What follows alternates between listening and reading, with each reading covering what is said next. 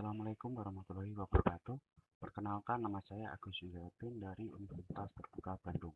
Prodi Sistem Informasi dengan NIM 0544803447. Pada kesempatan kali ini, saya akan mengerjakan tugas pemrograman berbasis web, di mana tugasnya kita diminta untuk membuat dua halaman.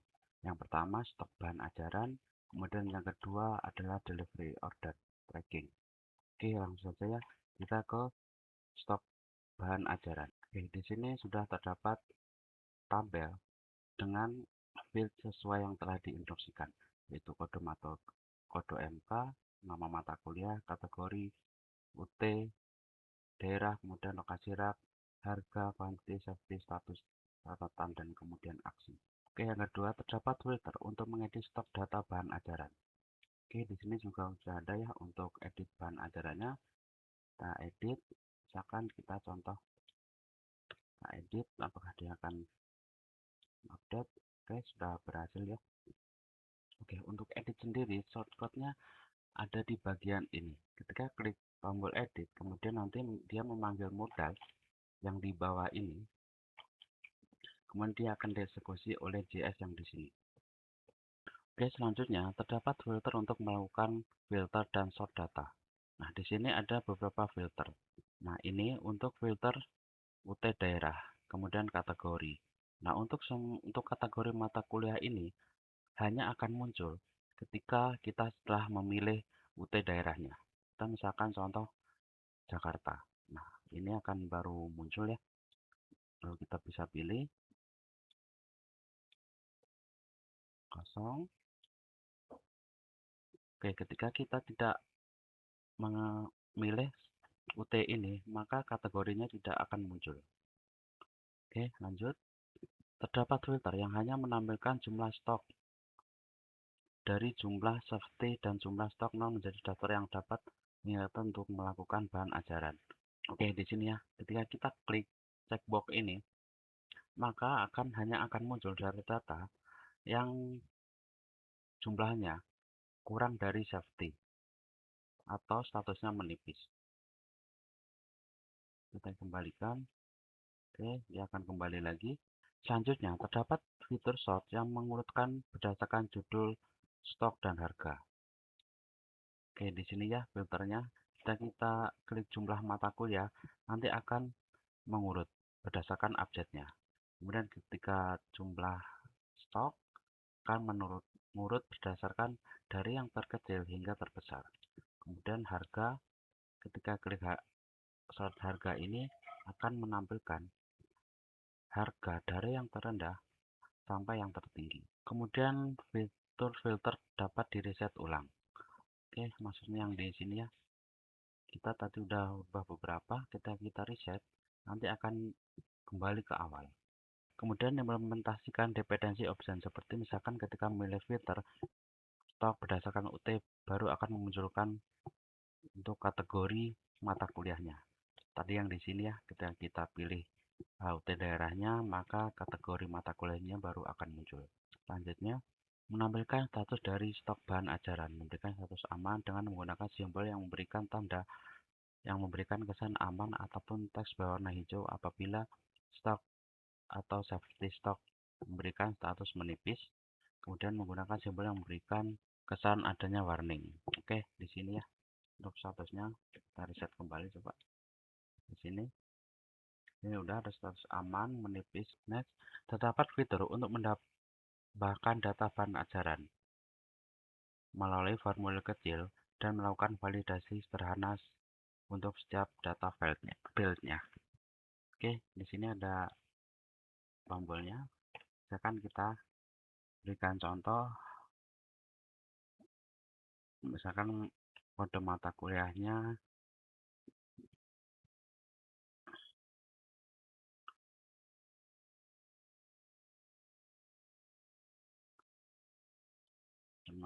misalkan matematika pilihan wajib dan daerah misalkan Jakarta, ikutin aja R1 R1 R1 3. misal harganya ya, 50.000, kemudian stoknya 50, jumlah sakti stoknya misalkan 50 juga, totalnya oke, kita akan coba simpan. Udah ya, datanya akan muncul di sini. Oke, ke halaman selanjutnya yaitu tracking delivery order. Halaman ini menampilkan halaman utama untuk tracking status pengiriman DO bahan ajaran.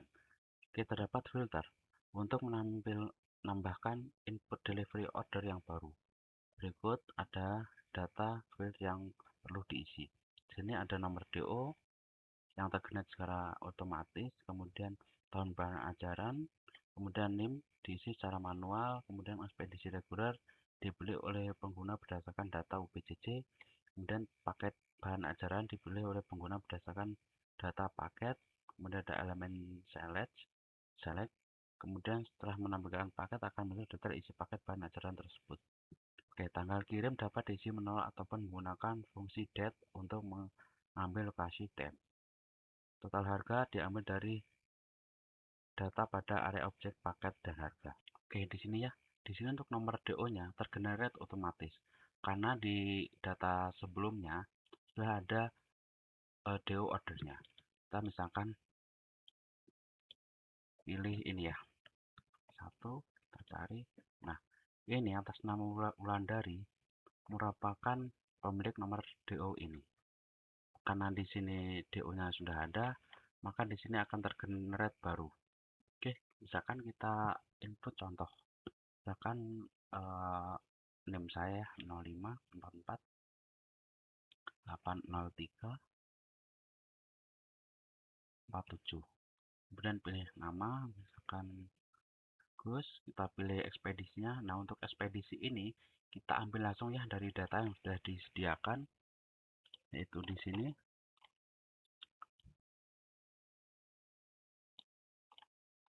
Di sini ada reguler, JNE Express, kemudian nanti ada paketnya, kemudian kita pilih paket, kan isinya akan tampil di sini. Oke, kita coba JNE, kemudian paket.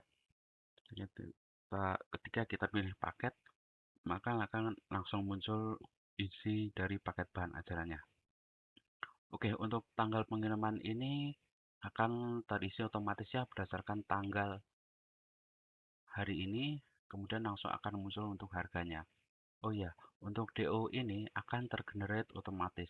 Untuk logiknya adalah di sini.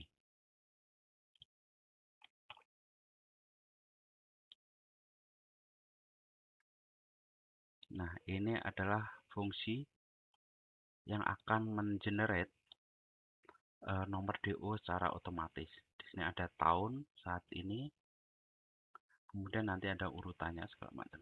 Seperti itu. Oke lah, oke ya. Coba tadi kita simpan terlebih dahulu. Oke, data berhasil disimpan. Nanti kemudian akan generate ke DO selanjutnya. Oke, mungkin sekian tugas dari saya. Terima kasih. Assalamualaikum warahmatullahi wabarakatuh.